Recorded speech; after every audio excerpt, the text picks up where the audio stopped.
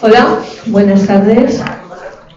Buenas tardes. Antes que nada, para no olvidarme, me dice Llanos Jiménez que por favor apaguen los móviles, o al menos los pongan en silencio. Buenas tardes. En estos días que ya va haciendo frío y va costando el trabajo, el salir de casa. Quiero darle las gracias por su presencia, porque ya nos va costando un poquito. Quiero dar también las gracias a la organización de este ciclo de conferencias, especialmente a Llanos y Pascual, porque los dos me invitaron a presentar a la conferenciante de hoy, cosa que a mí me satisface mucho, porque Madalena Barril Vicente es amiga y compañera de profesión en estas historias y en estas aventuras maravillosas de los museos, de la custodia y de la gestión de aquellas colecciones que conservan los museos. En este ciclo hemos tenido toda una serie de conferencias estupendas que básicamente se han centrado en pinturas y por conferenciantes muy vinculados al Museo del Prado. Pero las colecciones son también mucho más que las pinturas. Pinturas y otros muchos objetos. Hay una serie de muchos objetos que son parlantes, que nos hablan de nuestra historia, nos hablan de los avances, de las tecnologías, etcétera, de la humanidad a lo largo de los siglos. Son los objetos que normalmente ahora mismo son exhumados gracias a excavaciones arqueológicas, científicas y perfectamente planificadas, pero que desde hace siglos esos objetos aparecían de vez en cuando en el campo, sobre todo, pues aparecieron a partir de la Revolución Industrial. Su conferencia, que tienen, creo que tienen ahí, tienen el título en pantalla, del coleccionismo de curiosidades, de las que todavía no se ha hablado aquí, en este ciclo, a la investigación arqueológica. Y quien nos imparte esta conferencia, Madalena Barril, es toda una autoridad en el tema. Madalena tiene una larga trayectoria como conservadora de museos del Estado y el paso por diversos museos muy distintos, con reproducciones, con encomiendas importantes en torno a la gestión de esas colecciones. Madalena, que hizo su licenciatura con su especialidad de prehistoria en la Universidad Complutense de Madrid, empezó a vincularse un poco antes de esa licenciatura con el mundo de los museos y con el estudio del pasado. Ella, ya licenciada, hizo su tesina, su memoria de licenciatura, con una persona muy importante en la historia del patrimonio en España, que fue el catedrático, el profesor Manuel Fernández Miranda, que fue el que excavó aquí en el Acequión, con otra persona, con Concha Martí Morales, y completó con universidades y con estancias, completó una formación muy sólida, una formación muy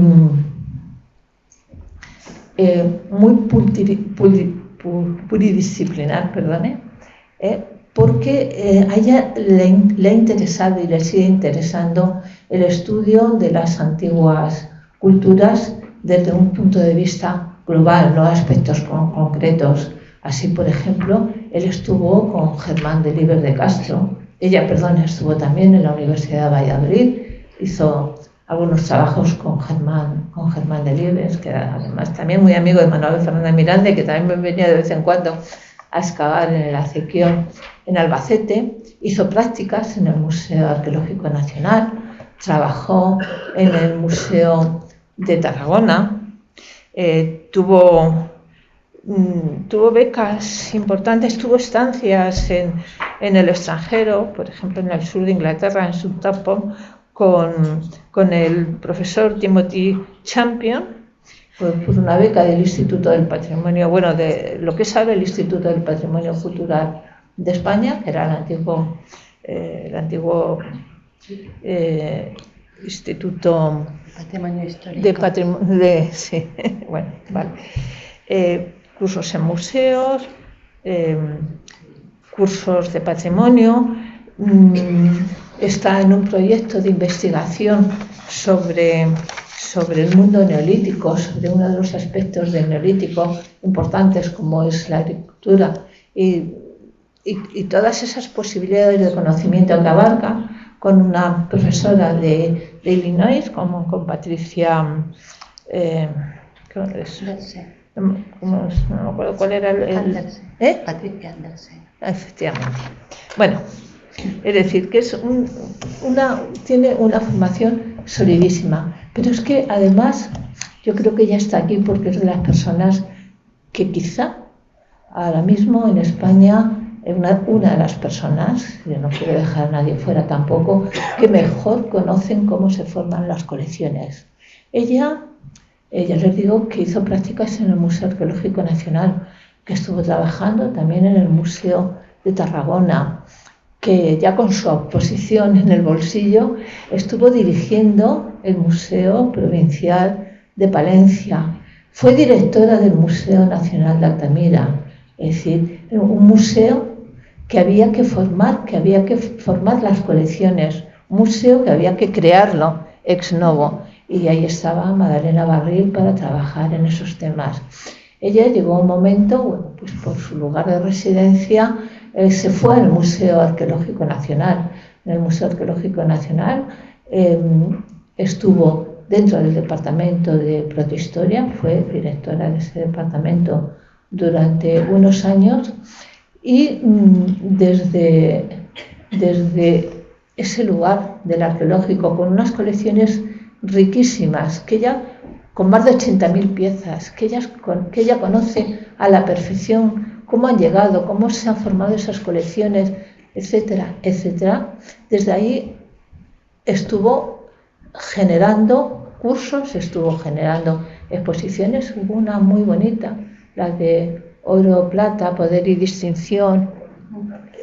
Fue una de las exposiciones más bonitas que yo he visto, exposiciones fuera del Museo Arqueológico Nacional, en otros lugares, por ejemplo, con una relación estupenda con la institución Gran Duque de Alba de Ávila, es decir, un currículum muy extenso. Todas las publicaciones, muchas, si pueden leerlas, como muchas veces se ha dicho aquí, ustedes pueden, en internet pueden meterse a través de Dialnet y ahí las van a encontrar, pero a mí me interesaba remarcar esos otros aspectos y esos conocimientos tan profundos de la conferenciante de hoy.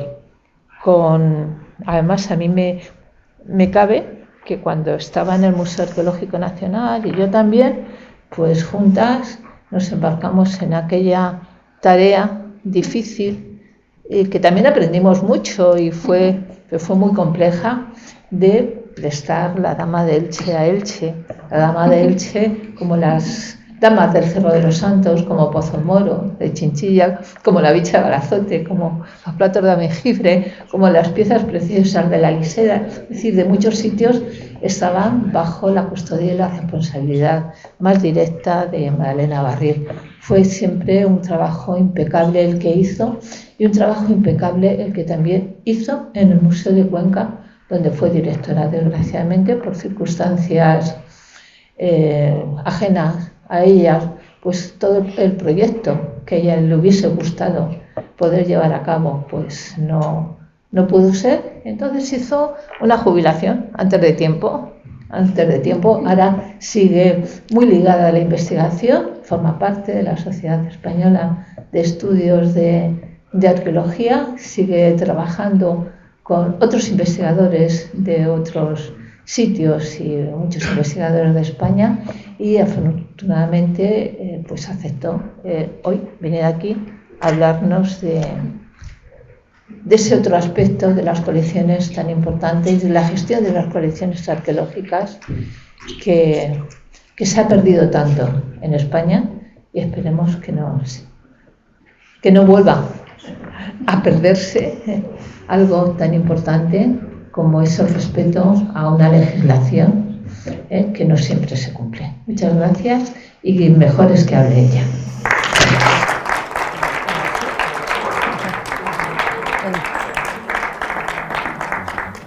Muchas gracias, Rubí, espero que me has abrumado un poco. Y bueno, quiero darte las gracias por la presentación, por supuesto, y también aquí a la plana de la asociación y del Museo de Albacete por haberme invitado. Y bueno, espero que les parezca interesante la conferencia. Y bueno, no vamos a perder más tiempo. Yo lo que creo que es importante referente al coleccionismo de arqueología, que es un poco distinto al de otro tipo de coleccionismos, dado que a lo largo de la historia vamos a ver cómo las colecciones van a estar ligadas a la investigación de la arqueología. Empieza, digamos, más tardíamente, y muchas de estas colecciones luego van a terminar en museos por las circunstancias de la historia, o van a terminar dispersándose. Van a terminar dispersándose a lo largo de la historia. Entonces, las colecciones particulares están bien, puesto que recogen una documentación, pero digamos que lo tienen. Las razones para crear una colección arqueológica pueden ser más bien seriadas, es decir, uno puede buscar solo pues epígrafes, otro quiere buscar solo numismática, otro quiere buscar solo cerámica, otro quiere de todo. Y la forma de agruparlos y de exponerlos en las colecciones particulares suele ser pues por el capricho de quien haya juntado esa colección. No se aplican criterios tan científicos, aunque sí puedan ser criterios razonables, pero digamos que siempre son colecciones en las que normalmente se ha perdido los contextos, porque lo que importa es la pieza y no cómo y dónde se encontró. Entonces, la forma en que se han adquirido estas colecciones particulares pues también pues varía mucho, pues porque han sido compras, hallazgos casuales, excavaciones legales o ilegales, porque vamos a hablar un poco de la legislación así rápidamente, de cómo se han formado algunas colecciones. Luego, muchas de estas colecciones también tienen un tema, por un lado, de curiosidad, de estética, y muchos de identidad, sobre todo las de finales del siglo XIX. Ahí hay un fuerte tema del nacionalismo que hay que conservar. Ya empiezan temas que pueden ser más delicados. Por otro lado, pues veremos como a comienzo las colecciones son reales y de la nobleza. Luego los académicos y las propias academias también ellas coleccionan. Luego se añade la burguesía económica, y luego se añaden profesionales que suelen ser curiosamente ingenieros y médicos y profesores, los coleccionistas que reúnen colecciones. En los museos, en cambio, solemos tener criterios más artísticos o históricos. Uno de los criterios más antiguos para conocer y clasificar en un museo son las 3 edades, es decir, la edad de la piedra vieja, digamos, el paleolítico, el neolítico y la edad de los metales, y luego ya dentro de ahí podemos hacer subdivisiones. Y dentro de la adquisición estamos pensando en museos públicos relacionados con el estatal o como un museo provincial, digamos. Pues muchos son los fondos de las comisiones de monumentos y las comisiones científicas, las adscripciones por tesoro oculto tras indemnización o premio al hallador, las excavaciones arqueológicas, las donaciones, las compras y los depósitos de coleccionistas también. Entonces, bueno, esto es simplemente para que vean un poco la diferencia, que a lo mejor tampoco es mucha, ya que digo que muchas colecciones particulares terminan al final en los museos y afortunadamente sí así es. Aunque el límite que se había acotado es Carlos V, a mí me ha parecido conveniente hacerles un poco de antecedentes, y porque, por ejemplo, en la época clásica las antigüedades, digamos, eran el botín de guerra y votos a los templos y servían de propaganda política. Y queremos destacar aquí el caso de Valdetorres de Jarama, que es un yacimiento que hay cerca de Madrid, que es un yacimiento del siglo IV, donde se encontraron algunas de las esculturas que se encontraron son esculturas del siglo II y III después de Cristo, estamos hablando. Es decir, que ya una persona de un momento posterior recoge por las razones X colecciones anteriores y las expone, quizá dentro de un orden simbólico y también para demostrar que tienen un valor que él les otorga y a lo mejor otra persona no se las otorga. En época visigoda y durante época medieval lo que priman sobre todo son los tesoros reales y religiosos, como las coronas de Guarrazar, indicando un valor simbólico y económico de ese edificio y de quién lo da, de quién hace esa donación, y entonces ahí se acumulan piezas que son de cierto valor, no se acumula cualquier cosa. En la Baja Edad Media ya la palabra tesoro empieza un poco a perderse y se empieza a tener en cuenta el valor estético, histórico y la rareza, y se empiezan a comenzar ya a ver que hay un tema formativo y científico en las colecciones, en el acopio de determinados objetos que se van encontrando.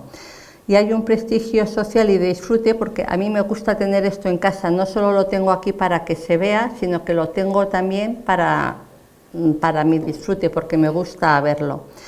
Todavía en este tiempo pues podemos hablar, y esto lo decía Checa Cremades, de colecciones eclesiales, de principescas o burguesas, depende de quién sea su dueño. Y bueno, se me olvidó comentar que para evitar la pérdida de algunas de estas piezas que luego aparecen en las colecciones, Alfonso X en las 7 partidas en el siglo III prohibía que se enterrasen objetos de valor en las sepulturas. De paso así, pues tampoco había expolios en las sepulturas. Ya en el siglo XV se puede decir que se inicia el coleccionismo moderno, y el Renacimiento ahí tiene bastante que ver, porque es la vuelta a unos valores antiguos y a una estética que interesa estudiar y también conservar. Ahí se crean salas con objetos y bibliotecas. Los romanos solo tenían biblioteca, y dentro de la biblioteca ponían a lo mejor por restos de esculturas griegas o copias de esculturas griegas que les interesaba. Pero aquí se diferencia entre una sala de objetos y una sala de bibliotecas. Y lo que en la sala de objetos lo que hay son sobre todo temas de artes decorativos, objetos litúrgicos, telas, alfombras o tapices. Esto hay que tenerlo en cuenta, porque luego, en el siglo XIX, va a haber un coleccionismo de telas que recortan telas de estas medievales, que cogen y se recortan telas o se recorta solo un motivo. Entonces nos podemos encontrar en el Victorian Albert Museum o en Barcelona, distintos sitios, trozos de telas de estas épocas que se habían recogido, piezas valiosas. Aquí hay un coleccionismo que tiene mucho de influencia italiana, que tiene que ver con el tema del Renacimiento. Y eso quiere decir que es un coleccionismo culto, que se fija sobre todo en las lápidas y los restos romanos, en las medallas y en las monedas, y también empieza un interés por la historia natural. Incluso se tienen jardines con animales vivos exóticos, que se traen, pues, por ejemplo, de África o de Asia, y también es muy importante que se realizan inventarios que se conocen sobre todo por las testamentarías. Luego las piezas pues van pasando a otros personajes o se van dispersando. El Alcázar de Segovia, que donde está la Sala de los Reyes, los Trastámara lo convirtieron precisamente en una sala de esta donde ponían ahí bustos y elementos que les demostraban que ellos estaban interesados y que ellos eran cultos y tenían interés en ello. Y aquí, en el siglo XVI, ya estamos en la época de Carlos V de Alemania, I de España y Felipe II, es cuando se puede hablar ya de que el coleccionismo está en pleno auge. Aquí ahora el humanismo, que deriva del Renacimiento, cree que el ser humano es el centro de su entorno, entonces importa encontrar piezas y buscarles un poco de significado y saber cómo se encuadraban. Se puede hablar sobre todo de un mecenazgo real y de la nobleza y de que hay mucho eclecticismo, puesto que se mezclan en los mismos ambientes pinturas, arquitecturas. Aquí cuando digo arquitecturas, pues por ejemplo es un capitel que han encontrado en una por ahí, pues por ejemplo itálica, se encuentran y se incorporan esos elementos arquitectónicos, se incorporan como decoración. Artes decorativas de distintos tipos de cerámicas, normalmente son cerámicas más, digamos, de las de manganeso, de lozas ricas. También hay interés en los instrumentos científicos, pensemos en los astrolabios, por ejemplo, en las bolas del mundo. Y se crean las cámaras de las maravillas, que son, pues mezclan azabaches, conchas, corales, relojes, cuernos de unicornio, objetos exóticos, porque hay también un tema un poco mágico en algunos de estos elementos. Todo esto son lo que se llaman también curiosidades, todo este tema de cámaras de maravillas, de las naturalia, donde hay tanto grabados relacionados con el aspecto de la naturaleza, los minerales, los animales que se empiezan a disecar y los jardines botánicos. Aquí pues son famosas las colecciones que tuvieron Carlos I en Yuste y Felipe II en el Escorial. Y también Juan Carlos, disculpe, Juan de Austria también tenía una buena colección, y Felipe II en el Escorial recogió parte de la colección de Carlos I y de la de Juan de Austria, la recogió en el Escorial para que no se dispersasen.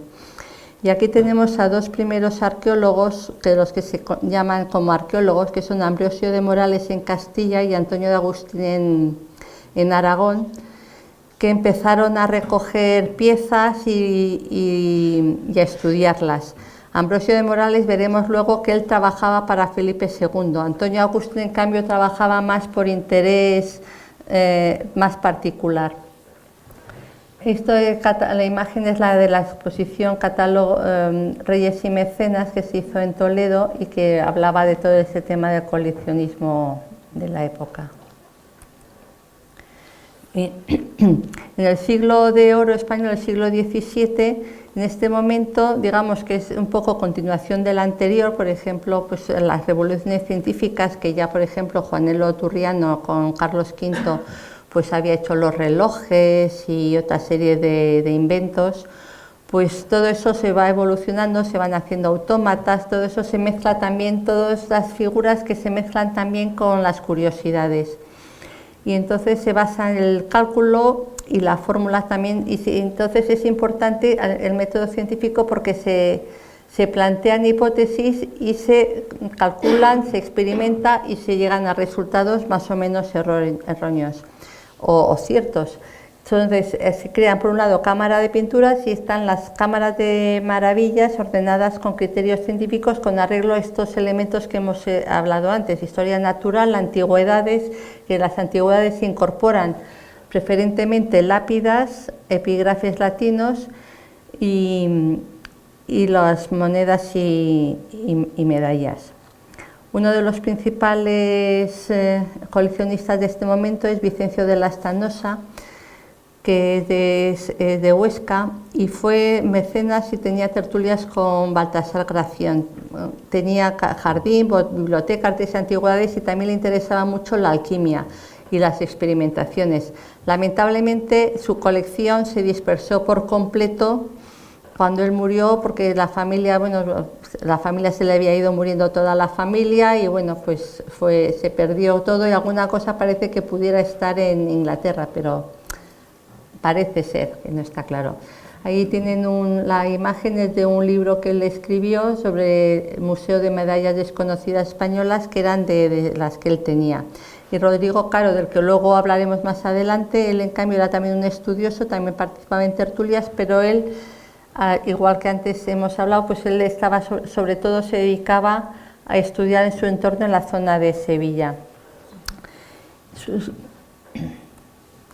Aquí tenemos tres ejemplos, uno del 16, otro del 17 y otro del 18, de tres libros que son interesantes porque hablan de las antigüedades que se iban conociendo en ese momento. Ya digo, insisto en que en este momento el coleccionismo de antigüedades va ligado a la investigación de lo que ahora llamamos arqueología, porque hasta ese momento pues se encontraban piezas que no sabían muy bien lo que era, entonces se comienzan a estudiar, buscan fuentes antiguas, a veces las interpretan un poco tergiversadamente, como ahora les contaré.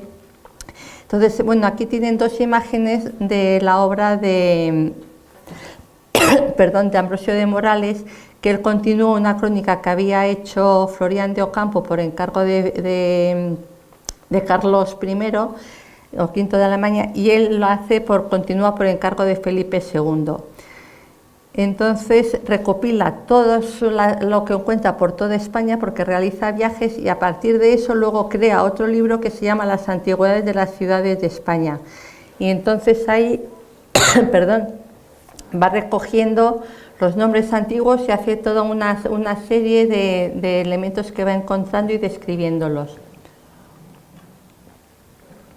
Este que tengo en el centro, del siglo XVII, de 1681, ese es menos conocido, y este confieso que lo vi el otro día reflejado, que fui a la exposición que hay en el Museo Regional de Madrid, en la Alcalá de Henares, y tiene una exposición muy bonita que se llama Cazadores de Dragones, que es una historiografía del descubrimiento de los dinosaurios, y que termina con un dinosaurio magnífico que hay en Cuenca, que es una maravilla ese dinosaurio.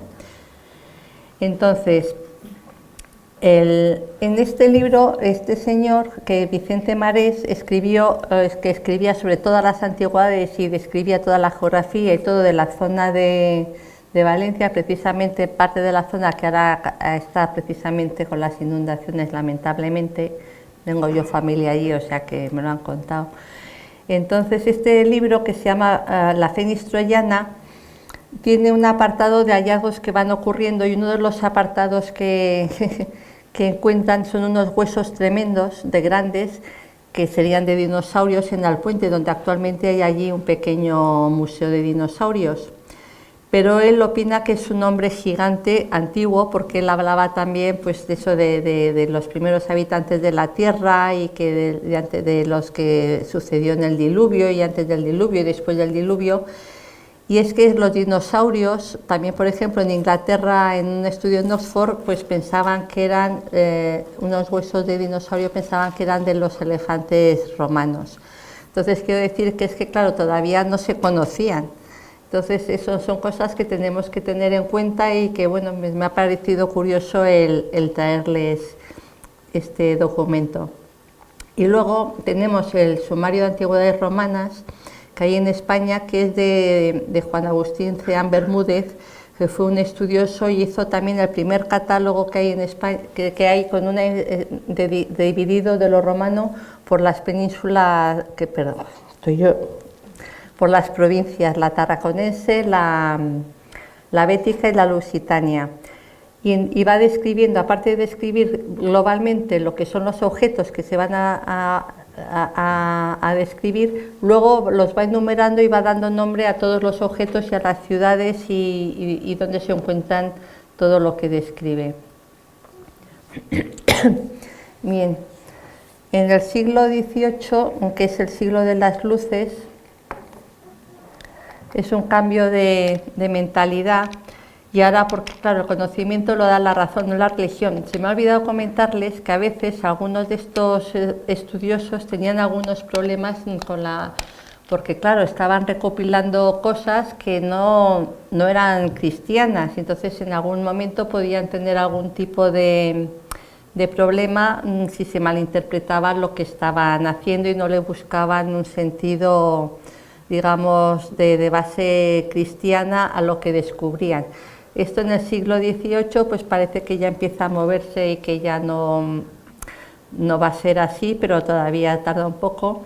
Y es importante que dentro de este espíritu de la Ilustración se crean las Reales Academias de la Historia de las Bellas Artes como guardianas del patrimonio, y se comienza la primera legislación, así digamos, que ha llegado hasta nuestros días, de prohibiendo extracción sin autorización y demás. Por ejemplo, el conde de Caylus, que fue un gran coleccionista en francés del siglo XVIII, él se quejaba de que aquí en España era muy complicado comprar cosas, que no iba a decir, porque que tanto la legislación que habían hecho Fernando VI como después hizo Carlos III, que Carlos III sabemos que trajo todo lo de Pompeya y demás, y excavaba en Pompeya y Herculano, pues él no dejaban que saliesen muchas piezas, y entonces se quejaba de que no podía comprar en España todo lo que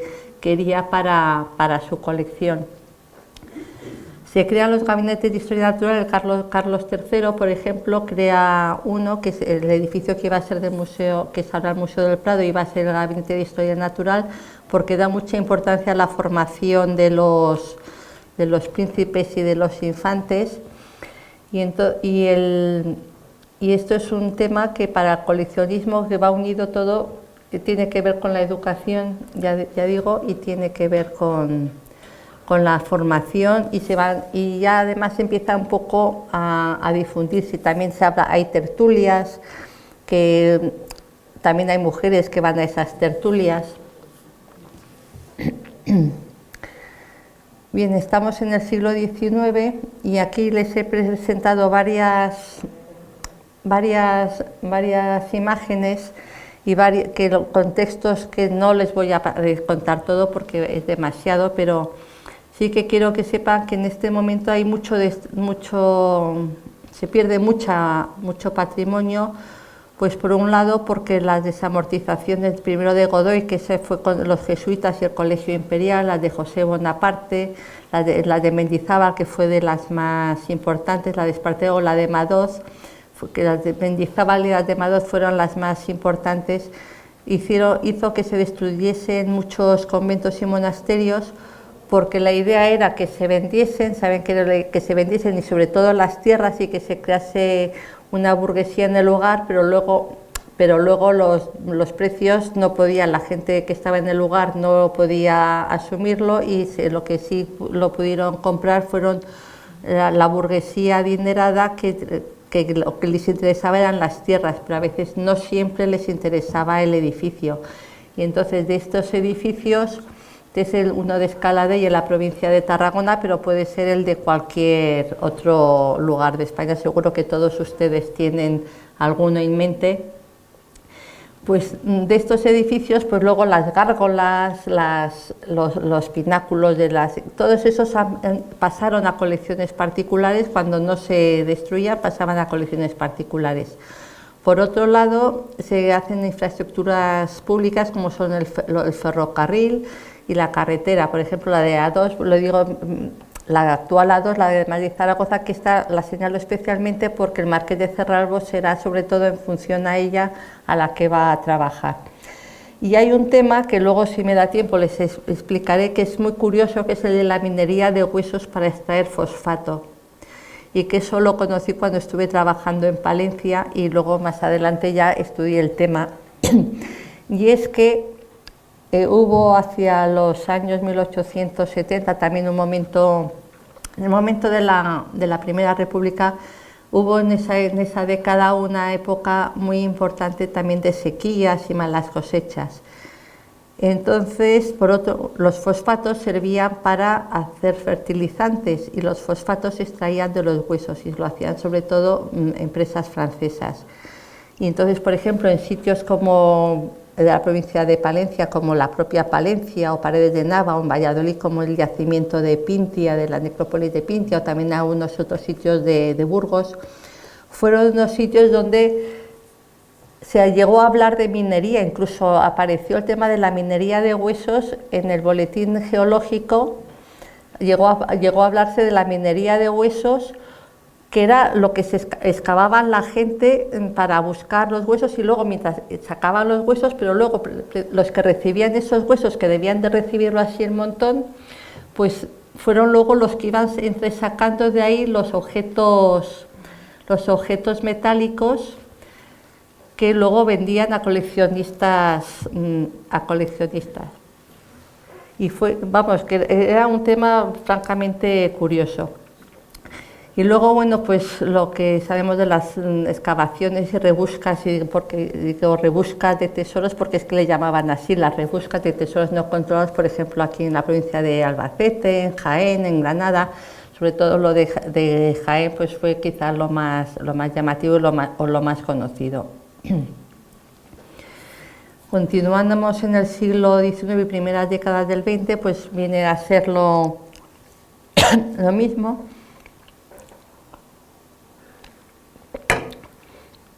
Aquí en las imágenes les he puesto unas piezas que esas entregó Sandars, que ahora Sandars, que era un ingeniero que vino a las minas de Jaén, en Sant Esteban del Puerto, y que digamos que hizo un poco de intermediario entre el Museo Arqueológico Nacional y los que estaban allí sacando las cosas, y bueno, pues él compraba, luego sacaba algo a cambio. El caso es que lo que recogió Sandars, al cual le debemos una buena colección de exvotos, el tesoro de Mogón, y además, bueno, el tesoro del Centenillo y otra serie de lápidas y demás. Tiene ahí también piezas que eran de él, que están en la Hispanic Society y en el British Museum, porque él sí llevaba cosas y preparaba conferencias con las piezas in situ delante de la Sociedad de Anticuarios de Londres. También en este momento, pues por los temas económicos, se van vendiendo grandes colecciones de las familias nobiliarias, algunas las pasaron a comprar, pues por ejemplo, Marqués de Salamanca, del que luego también hablaremos, la de los 20, y en fin, bueno, pues ya. Y entonces empieza a verse, empieza a crearse un clima que aparecen también en la prensa, de que hay que tener, hay que crear políticas de defensa, puesto que es patrimonio y es historia, y se empiezan a crear legislación. Una de ellas pues es la creación de la Real Academia de la Historia, que ya hemos hablado, aunque de primer momento luego Carlos III es a la de Bellas Artes a la que le encomienda que haga el trabajo de inspección. Tenían a veces unos pequeños piques entre las reales academias. Luego en 1803, que ahora veremos la cédula, Carlos IV le da a la Real Academia la autorización y las normas de recogida de documentación en función a lo que ellos habían propuesto, y se abren al público las colecciones que habían sido reales de la Real Librería, Gabinete de Antigüedades o Museo de Medallas, que son los que forman la Biblioteca Nacional actualmente. Y Sebastián Basilio, hay que lo cambiar, es Basilio Sebastián Castellanos de Losada, elabora un catálogo de las piezas arqueológicas. La Real Cédula nos interesa de 1803 porque describe lo que se entiende por monumentos antiguos. Yo no le voy a leer todo lo que pone aquí, pero es que engloba todo lo que no es pintura, engloba desde estatuas, bajorrelieves, columnas, instrumentos musicales, instrumentos sagrados, cuchillos, incluye armas, incluye balanzas, incluye, en fin, cualquier tipo de instrumento, ya digo, todo lo que no es pintura, y incluye desde púnicos, godos, árabes o bajeda. Empiezan a crear pues, las leyes de bienes nacionales de 1820 y 1837, se crean la Comisión Central y Provincial de Monumentos, que son el germen, teóricamente deberían ser los gérmenes de los primeros museos provinciales nacionales, pero que no tienen mucho efecto. La Ley General de Instrucción Pública de 1857, conocida como Ley Moyano, es fundamental, sobre todo porque crea el cuerpo de archiveros y bibliotecarios, que luego iremos viendo que se va ampliando, y da también normas para que se vuelvan a crear los museos. Y en el 1883 se propone una ley de conservación de antigüedades españolas que no salió adelante. Y otro tema es el Catálogo Monumental de España, que dirige Gómez Moreno, que intenta inventariar todos los bienes históricos artísticos del país. Esto yo creo que estuvo funcionando hasta los años 60 del pasado siglo, lo tenía el Consejo, pero yo creo que no llegó a terminarse, y ahora bueno, el Instituto de Patrimonio Cultural ha estado volcando en la página web lo que se pudo hacer. Aquí esto es un libro curioso que les traigo, el de Ropavejeros, Anticuarios y Coleccionistas, por un soldado viejo de Borja, que este era un señor que se llamaba Romualdo Nogués, que era militar, pero era aficionado a las colecciones. Y entonces este libro es muy satírico, pero habla un poco de las diferencias entre lo que es un anticuario y lo que es un coleccionista, el que sabe y el que no sabe, el que es un chamarilero y los chanchullos del rastro. En fin, bueno, es bastante entretenido si tienen ganas. Ahí está en edición facsímil. Y bueno, a pesar de todo lo que se habían dicho, pues las cosas no salen adelante, y entonces, por ejemplo, si se leen las comisiones, las actas de las comisiones, pues todas siempre se quejan de que no tienen lugar para recogerlo, o que no tienen dinero, y en fin, por ejemplo, en Cuenca, pues resulta que lo que había estado recogiendo la Comisión de Monumentos y de todos los archivos, vino la Tercera Guerra Carlista en 1875 y se fue todo al garete. Y en fin, y bueno, y lo que ocurre es que al final algunos académicos o miembros de estas comisiones terminan comprando ellos alguna cosa que les ofrecen, y luego al final tienen sus colecciones que tienen mejor plan. Bueno, aquí es un poco reiterativo, estamos con el tema de los museos, que la imagen del Museo del Prado, que fue para el Gabinete de Historia Natural, y el Museo Arqueológico Nacional en su primera sede, que fue el Casino de la Reina, mientras se hacía el Palacio de Bibliotecas y Museos, y entonces es cuando se empiezan a recoger las colecciones. Seguimos con legislación. Aquí nos interesa sobre todo de la primera mitad del siglo XX, que es donde vamos a terminar. La ley de 1911 de excavaciones arqueológicas y su reglamento de 1912, en el que participó, por ejemplo, el marqués de Cerralbo, porque dice que todas las antigüedades serán propiedad del Estado. Aunque luego, pues, como las excavaciones muchas veces se costeaban por particulares, pues esos particulares que costeaban esas excavaciones se quedaban ellos con lo que habían costeado.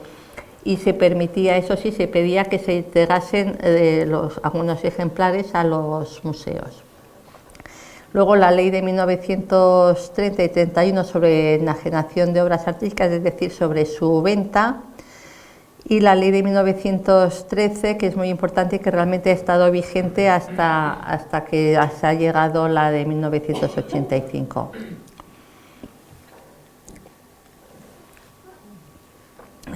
Esto es un ejemplo simplemente que lo he puesto de que al crearse la legislación y crearse las juntas de excavaciones, se publican las excavaciones, y entonces aquí les he puesto, aunque no sé si lo leen, sí, pues porque son muy distintas, porque una es la de Pérez de Barradas, que es de Paleolítico, que el Paleolítico y la prehistoria se empieza a considerar no una parte de historia natural, sino una parte de antigüedades en época ya casi del siglo XIX. Hasta entonces estaba siempre dentro de los gabinetes de historia natural. Y el otro es una de las excavaciones de Rada y Delgado en Itálica, sí, el anfiteatro de Itálica, que es decir, ya época romana, que era lo que siempre se había considerado como más antigüedades lo romano, pero es que ya estamos viendo que ahora ya empezamos a ver que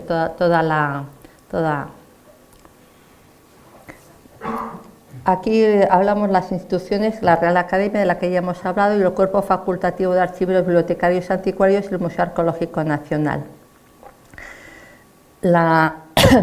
Aquí lo que importa es que crean en 1856-1857 la Escuela Superior de Diplomática, que van a crear ellos su propia colección arqueológica de antigüedades, que pasará también al Museo Arqueológico, y por otro lado también tienen otra colección de la Real Academia, que esa sigue todavía en la Real Academia. O sea que había dos colecciones, la de la Real Academia y la de la Escuela Superior de Diplomática, que desaparece cuando pasa la arqueología a las universidades.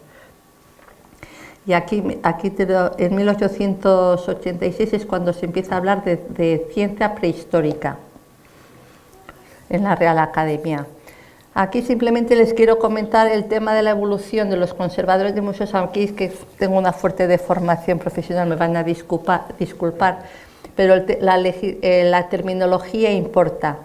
Y entonces al comienzo, cuando se crea el cuerpo de facultativos, son solo archiveros y bibliotecarios, pero también se encargan de las antigüedades. Luego ya surgen los anticuarios, pero siempre dependiendo de otro estamento. Luego vienen los arqueólogos. Aquí es que les he puesto los ejemplos de quién era anticuario. Juan de Dios de la Rada y Delgado, él era anticuario. Don José Ramón Mélida era ya arqueólogo, que eran directores de museo, pero ya él era arqueólogo. No sé si me entienden lo que quiero decir. Entonces, aquí ya, y esto ya, aunque ya no entra dentro del tema, ya nos llamamos facultativos conservadores de museos desde 1973 con don Martín Almagro, que es el que consiguió que se ampliasen las plazas y que se diese más valor a los museos. En el decreto de creación del Museo Arqueológico Nacional también vuelven otra vez a crearse los decretos los museos provinciales, y se dice que serán públicos y se incide en ello. Entonces, aquí decimos que lo que se consideran objetos arqueológicos a fines de este decreto son los pertenecientes a la antigüedad, a los tiempos medios y al Renacimiento, que sirvan para aclarecer el estudio de la historia del arte o la industria de las indicadas épocas, y se exceptúa por su índole los que correspondan a la pintura.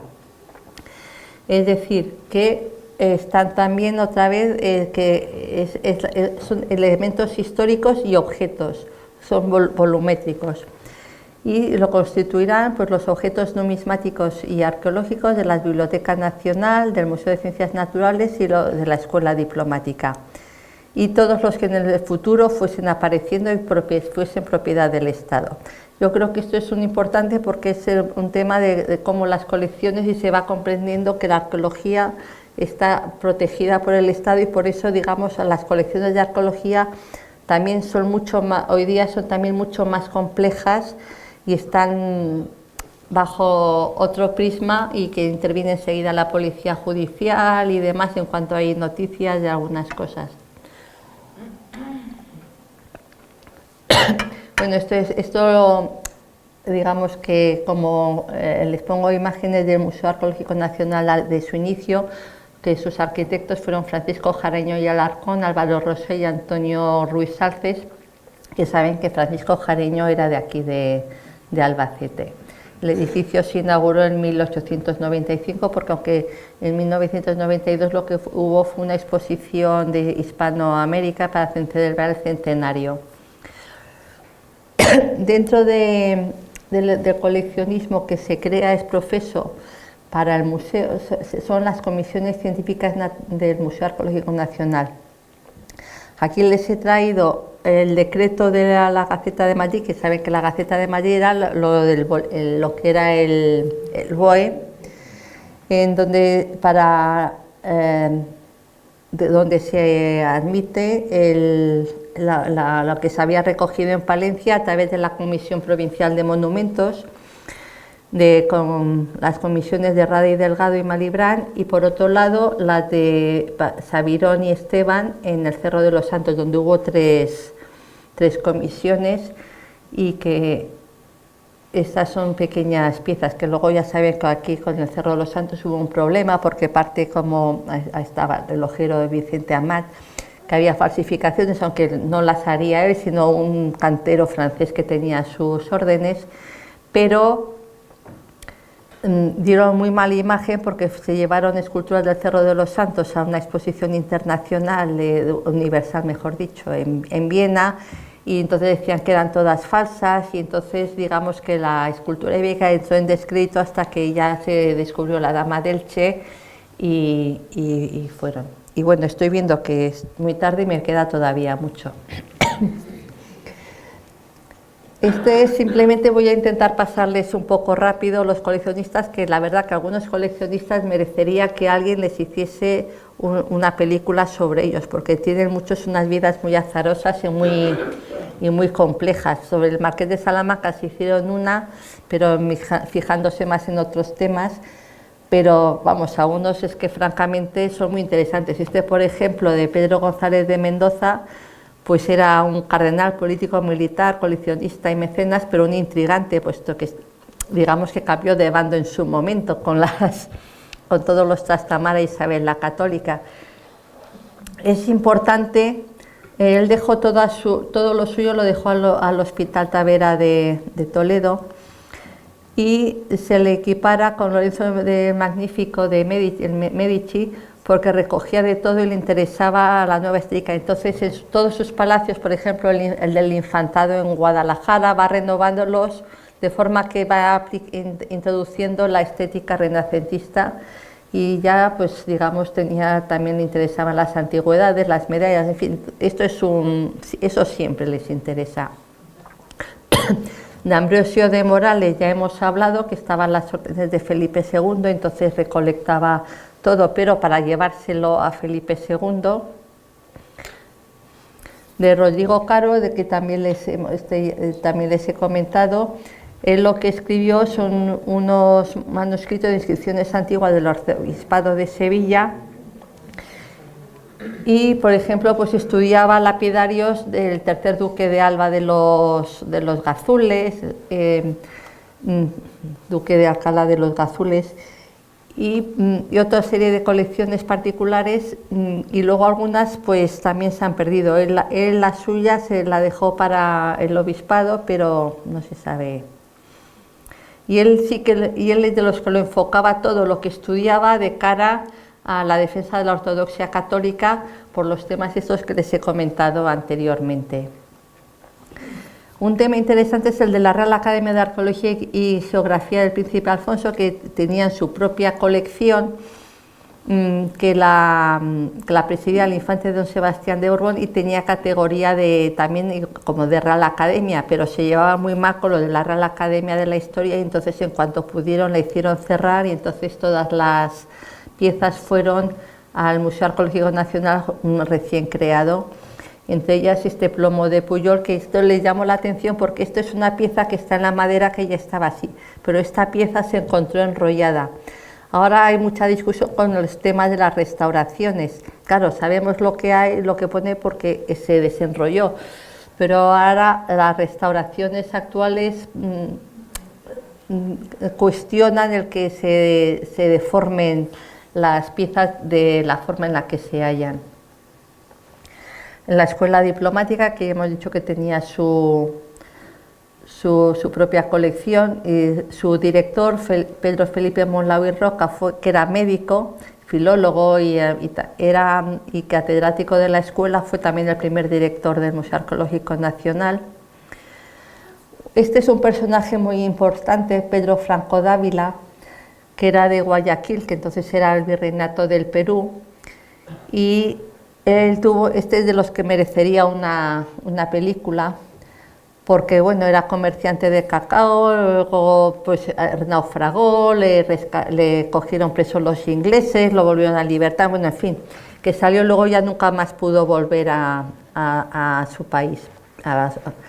Entonces él fijó una temporada su residencia en París y empezó a acudir a las tertulias y empezó a adquirir obras y piezas y todo tipo, y como ya cuando se arruinó muchas días del conde de Caylus, que ya les he hablado, intentó vendérselas a Carlos III, pero no se la querían comprar, y al final lo que llegaron al acuerdo es que le entregaba a Carlos III toda su colección y a cambio él estaba de jefe del gabinete hasta que se murió, y eso hicieron. Entonces se vino a vivir a Madrid y él fue el director con un sueldo, el director del gabinete hasta que se murió. Es muy interesante porque hizo un catálogo en el museo. Esta es una imagen del Museo de Ciencias Naturales, donde tienen ahí atrás su busto que le hicieron sobre la máscara mortuaria, y dos figuras de las que le había comprado el conde de Caylus, egipcias, que tenía otras muchas piezas que eran muy, muy interesantes. Actualmente la colección de Franco Dávila está repartida entre el Museo de Ciencias Naturales, el Museo del Prado, el Museo Arqueológico Nacional, el Museo de Antropología, el Museo del Traje, no sé en qué momento, pero pasaron ahí también de Antropología, y el Museo de América. En el Museo de América están porque esas colecciones habían pasado desde el Gabinete de Ciencias Naturales, habían pasado al Museo Arqueológico Nacional, y luego saben que del Museo Arqueológico Nacional, después de la guerra en los años 1941-42, se crearon el Museo, pasaron piezas al Museo de Artes Decorativas y al de América, disculpen.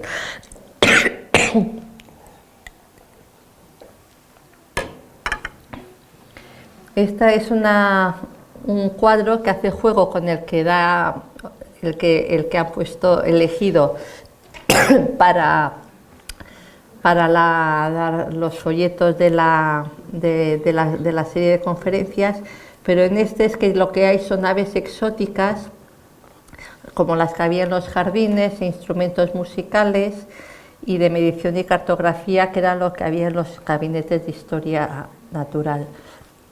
Aquí, bueno, ya les he avanzado varias veces, es Marqués de Salamanca, que el Marqués de Salamanca fue un personaje también bastante controvertido, que tuvo muchísimo dinero, pero murió arruinado porque, bueno, fue incluso también político, pero tuvo también en la bolsa, tuvo problemas con Narváez.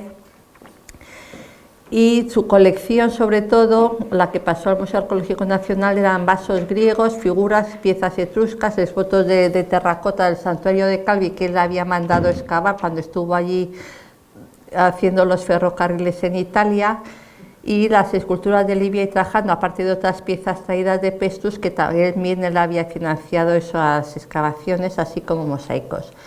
Vendió su subasta de pinturas, las vendió en París, que están en distintos sitios, y la de antigüedades en Delmán, y también tuvo que vender su palacio de Recoletos. También, además de ahí, está el Palacio de Vistalegre, donde falleció, que ahora se han abierto hace no demasiado tiempo al público los jardines, y están preparando un centro cultural en su interior. Estas son piezas que están en Delmán, que proceden de la colección de Marqués de Salamanca, que como lo ven son magníficas.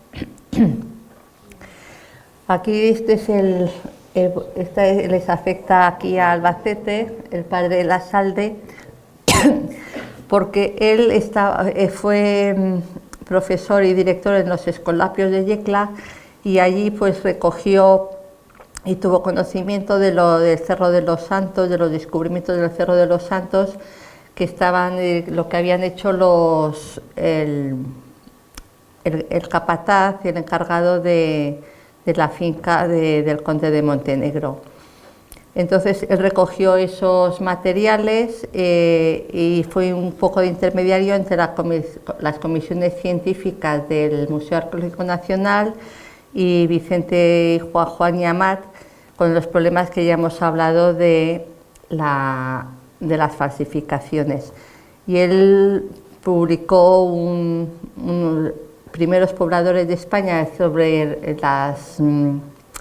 referido a las esculturas del Cerro de los Santos, pero él veía en ellas, destacaba que eran de influencia egipcia. También en otro momento algunos dijeron que eran de influencia visigótica, luego eran falsas, en fin, bueno, que afortunadamente ya están las cosas claras y son unas esculturas estupendas también. La pena es los malos entendidos que ha habido. Esta es una imagen del gabinete de cómo los tenían en Yecla. Aquí les voy a pasar muy deprisa porque aquí, como yo he trabajado mucho con los materiales del Marqués de Cerralbo, pues digamos que me explaya. Este es un ejemplo de los coleccionistas que se basan en el tema nacionalista y de nacionalismo y de identidad. Por otro lado era carlista y eso también le hacía tener también una visión particular en algunos aspectos, pero trabajó muchísimo por el bien de la protección del patrimonio. Él decía: yo soy un hombre que trabaja más de lo que puede y con su mejor voluntad, sin otra aspiración que la de servir a la ciencia y a mi patria. Pues aquí lo tienen con los 5 libros de mis páginas de la historia patria por mis excavaciones arqueológicas, que ganó un premio por ello. Bueno, ya hemos dicho que fue carlista y además fue luego senador vitalicio.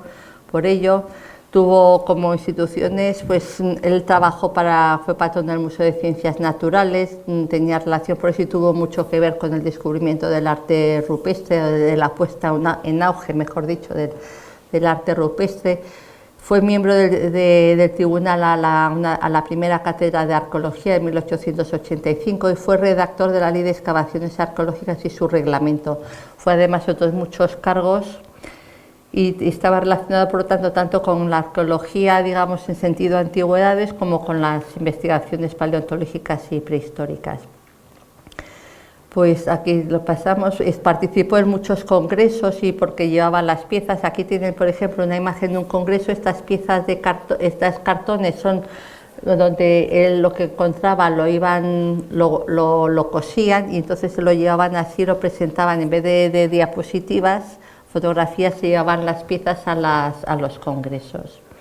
Y entonces discutían y entonces con Deschelet o con, en fin, bueno, pues discutían de qué época era cada cosa. Él donó sus colecciones al Museo Arqueológico Nacional en Testamentería y al Museo de Ciencias Naturales, pero había una serie de piezas que dijo que se quedasen en su casa porque eran lo que más le gustaba, y algunas ya no eran de las excavaciones, sino que eran piezas que había ido comprando. Entonces aquí hay armamento. Él tuvo gente que trabajaba con él y le hacía la documentación y muchas visitas aquí. Pues ven, una visita. El Marqués de Cerralbo es este de aquí. Sí, es este de aquí. Y voy aquí con personajes de la época, pues Albertini, que luego era catedrático en Francia, Emilio Alcalde de Río, que trabajaba en el arte rupestre de Altamira, bueno, de la zona de Altamira, Paul Vernet, que, en fin, bueno, pues una serie de personajes que son importantes. Y esta es la visión de cómo él tenía las cosas en Santa María de Huerta, donde se llevaba todo lo que iba excavando. Y lo dejaban aquí con estas tarjetas, y también hacían dibujos y fotografías y documentaban, que se conservan. También las fotografías, por ejemplo, las que hizo Cabré de sus excavaciones, se conservan en el Instituto de Patrimonio, de su catálogo, las fotografías de las piezas y cómo se conservan hoy día en el Museo Arqueológico Nacional, algunas de ellas. Testamento. Bien, este es otro personaje, el de Francisco Simón Nieto, que también era médico, fue miembro de la Comisión de Monumentos de Palencia. Tuvo también mucho que ver en temas de Palencia, pero también, pues, como esa falta de dinero, él acabó comprando muchas de las cosas y al final intentó vender su colección, su viuda la intentó vender al Museo Arqueológico Nacional hacia 1930, en ese momento no pudo ser, se la llevaron, luego la tenía un anticuario, luego la compró otro personaje que se llamaba Victorino Simón, pero que no era familiar suyo, la depositó en el museo y luego al final se la llevaron. Total, que la colección Simón Nieto, que tenía más de 1000 piezas, debía tener, pues parte, están algunas solas pocas cosas en el Museo Arqueológico Nacional que las entregaron más tarde, en los años 40, a la familia. Mucha está, la parte importante de orfebrería de plata está en la Hispanic Society, parte está en el museo, que las entregó directamente porque hicieron a finales del siglo XIX, en 1890 creo que era, hicieron una campaña en prensa para que se recogiesen todos los coleccionistas que tuviesen, las entregasen en el ayuntamiento para formar un museo. Entonces él encabezó, y lo que hay en el Museo de Palencia es de lo que se donó en ese momento, el fundacional. Partes están en el Museo de San Isidro de Madrid, porque parte fueron allí, parte en la Fundación Gómez Moreno, que está en la Fundación Acosta en Granada, y también en el Museo de Granada, en fin, que la colección suya ha terminado muy dispersa. Estas son fotografías de cómo estaban sus colecciones. Estas son las piezas de cuando se vendió las piezas, aquí lo que hay es de una casa de subastas en París, que son los que vendieron a la Hispanic Society las piezas de plata. Y estos son, pues tienen aquí lo que son una serie de arreos de caballo de la necrópolis de las Heras del Bosque, y aquí una serie de piezas que están en el Museo de Palencia. Estos son sonajeros, son unas piezas muy curiosas porque si están cerradas del todo, pero dentro tienen bolitas, si se rompe tienen como bolitas de piedra y suenan. Son francamente curiosas. Y estas necrópolis de Heras del Bosque es una de estas que les comentaba, donde se practicó eso de la minería de huesos. Eran minas con cantidad de cosas. Bien, este es Antonio Vives y Escudero, fue un numismático historiador. Él fue alumno de la Escuela Superior Diplomática y fue miembro también de la RAE. Él excavó por un lado en el Museo Arqueológico Nacional. Él tenía una colección de que vendió de las piezas que fue excavado de Ibiza. No, perdón, estas las donó, lo de Ibiza lo donó, pero lo que sí se vendió fueron la colección de bronces, que se hizo una cuestación popular encabezada por Alfonso XIII para comprarle la colección. Y luego también tenía una serie de monedas que también llegaron al Museo Arqueológico Nacional, y como él era oriundo de Menorca, pues parte de su familia donó piezas al Museo de Menorca. Entonces aquí les pongo el álbum de dibujo de la colección de bronces que se vendieron, que lo estudiaron Antonio, ahí pone Antonio García Bellido, pero quien realmente lo preparó fue Maripaz García Bellido, su hija. Una de las piezas más importantes del MAN, que es la Dama de Ibiza, y al otro lado tiene la coraza de Calaceite. Calaceite está en Teruel y es un yacimiento que en 1903 se descubrió una tumba ibérica antigua, de ibérico antiguo, de hierro todavía, de la edad del hierro I. Parte de las piezas se vendieron a Francia, que una de ellas fue de las que se recuperó con la Dama de Elche, cuando vinieron las piezas de Louvre, que es el cimaterio de Calaceite. Otras piezas están en el Museo de Historia de Barcelona, el Museo de Barcelona, porque Paul Gimpera, que estaba por aquella zona por allí, pues también se llevó cosas. Y esta pieza, que era la coraza, que es una pieza prácticamente única, la compró Vives y estaba en el Museo de Menorca, y actualmente la han depositado en el Museo de Teruel hace ya unos 10 años, creo. Entonces, quiero decir que es muy variopinto el tema de las colecciones y lo que ocurre con ellas. Aquí les he traído otro personaje que ustedes lo conocerán, puesto que es el primer director de este museo de Albacete, donde estamos, que también trabajó mucho en bien de la Comisión Provincial de Monumentos, y también pues formó su propia colección de monedas, que también donó la familia en honor a él a este museo. Por otro lado, él también trabajó mucho, y bueno, pues las excavaciones que ahí tienen, que están también aquí. Aquí les he traído a Lázaro Galdiano, puesto que por el título de las conferencias, pero Lázaro Galdiano, ese era más bien, le gustaba el arte más que la arqueología. De hecho, todas sus actividades están relacionadas con el arte, y lo que compra de piezas que relacionadas con la arqueología son piezas de primer orden, son piezas, no son fragmentos como hemos visto que hay en otras colecciones, son piezas de primer nivel. Él fue otro personaje también curioso porque, bueno,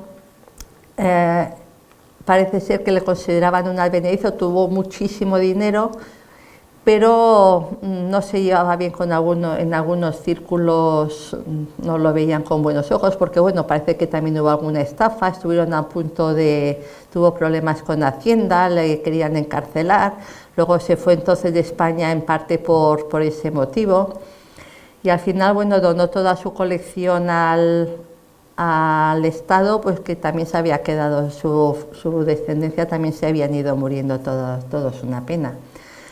Y entonces, bueno, pues la colección de Lázaro Galdiano la inventarió Emilio Cazorla, que fue otro de los conservadores del Museo Arqueológico Nacional, y se inauguró en 1951.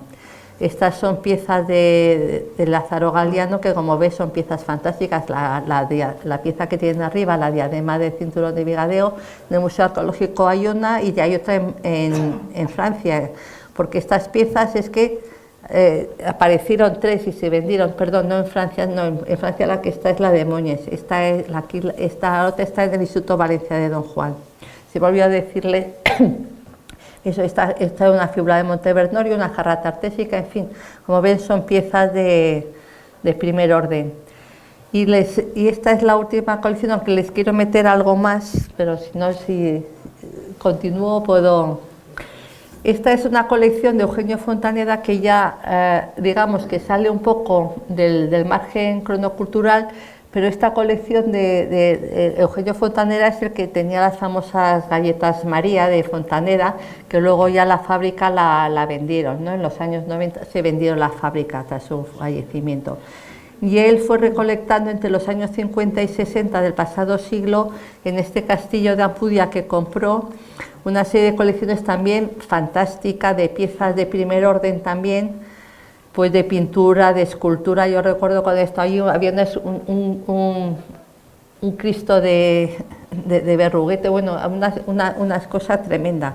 Y tenían también muy buena colección arqueológica, que él fue comprando, pues a Simón Nieto fue comprando restos de colecciones de Monteverde, que eran de las excavaciones que se habían realizado en Mirabeche, de la colección del Marqués de Comilla, del segundo Marqués de Comilla, el Montevernorio, que se había pagado en las excavaciones el Montevernorio. Y bueno, algunas de sus piezas pues se han publicado y estudiados por Germán Delibes y su equipo. Aquí les voy a pasar simplemente con el tema de lo que les he comentado antes de los, ahí ya lo diré, los huesos, sí, lo de los huesos, la minería de huesos, la cantidad de colecciones, no les pretendo que lo lean, nada, simplemente les voy a pasar para que vean la cantidad de colecciones de dónde han ido a parar todas estas piezas cuando se han podido estudiar. Bueno, aquí esta imagen es la de la colección del catálogo que les hemos enseñado anteriormente en la portada, y esta es una caja donde se guardaba una tésera de Paredes de Nava que había estudiado Ramón Ortiz, que es uno de los señores también de la Comisión de Monumentos de Palencia, que estudió el padre Fita, de la Real Academia de la Historia, pero esta pieza, pues según la familia, por lo visto, según le dijeron a mi compañero Javier Pérez, del director del Museo de Palencia, que un buen día no estaba, la caja estaba vacía y ya está, pues no está. Pues esas cosas que pasan. Sí.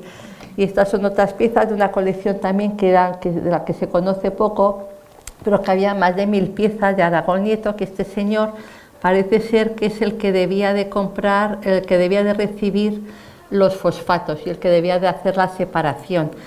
Y entonces, bueno, él presentó esta colección en una exposición nacional en 1873 y luego la vendió al Museo Arqueológico Nacional. Y ahí de todas épocas, también hasta época romana, desde prehistóricos también, porque hay algunas cosas también más antiguas. Entonces, bueno, aquí la historia de las comisiones del MAN, pero que decir que como ya...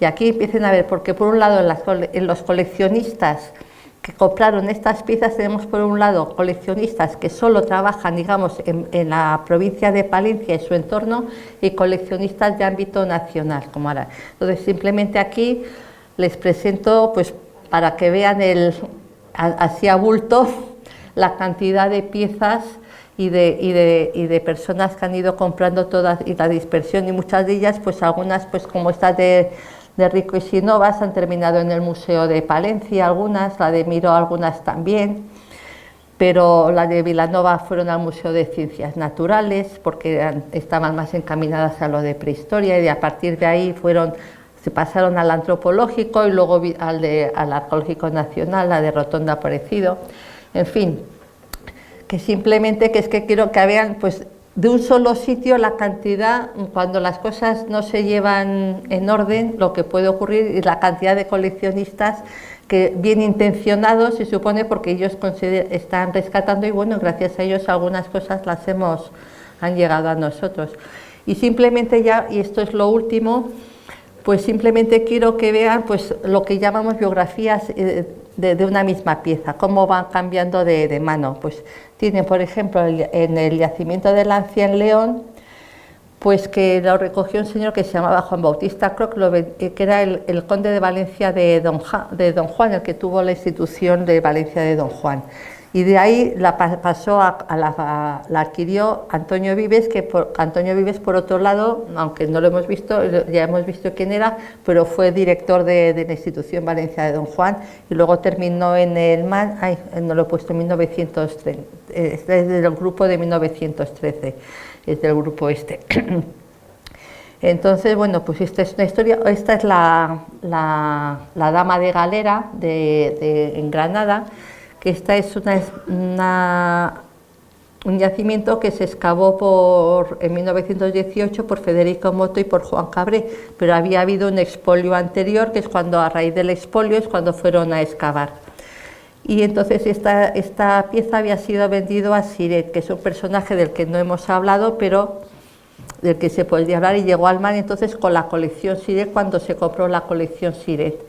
Y esta tercera pieza, que es también de Tutuji, esta salió de la excavación, pero ya como lo que hemos hablado antes de las excavaciones, que se podían quedar, los que pagaban la excavación se podían quedar con piezas, él la regaló al Marqués de Cerralbo, y entonces entró en el Museo Arqueológico Nacional con la colección Cerralbo. Entonces, bueno, aquí les he puesto algunos coleccionistas de los que se podía hablar, pero que, en fin, ya ven que no hay tiempo para hablar, y todavía hay más nombres que se podrían poner, y bueno, pues muchas gracias por su atención.